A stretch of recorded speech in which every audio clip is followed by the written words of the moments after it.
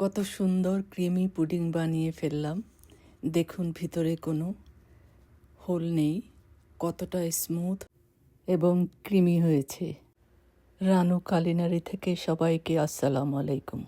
তাহলে শুরু করা যাক আমার এই রেসিপি, কিভাবে বানাবো আমি এই ডিমের পুডিং। তাহলে এখানে আমি নিয়েছি 4টে ডিম, 1 কাপ দুধ নিয়েছি, heavy cream, condense milk, milk powder এবং সাওয়ার ক্রিম।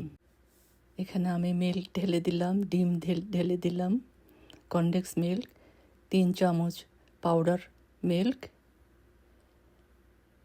এবং হেভি ক্রিম দিয়ে দিলাম, সাওয়ার ক্রিম 2 চামচ দিয়ে দিলাম। সবগুলো ভালো করে এখন মিক্স করে নেব। পুডিংয়ের বেসটা করার জন্য আমি ক্যারামেল করে নেব। সব মোলগুলো আমি সাজিয়ে নিয়েছি।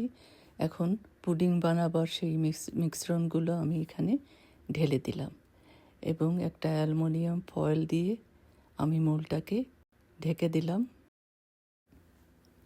এই পুডিংটাকে আমি 25 মিনিট স্টিম করব। পুডিংটা ঠান্ডা হয়ে যাওয়ার পরে আমি ডিমোল করছি।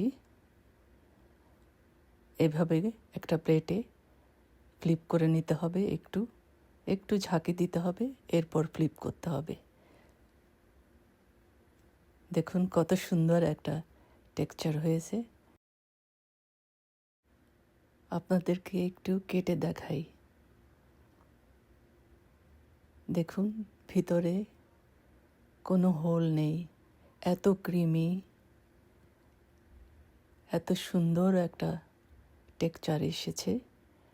আর এই পিসটা মুখে দিলেই মিশে যায়। সবাই ভালো থাকুন। আল্লাহ হাফেজ।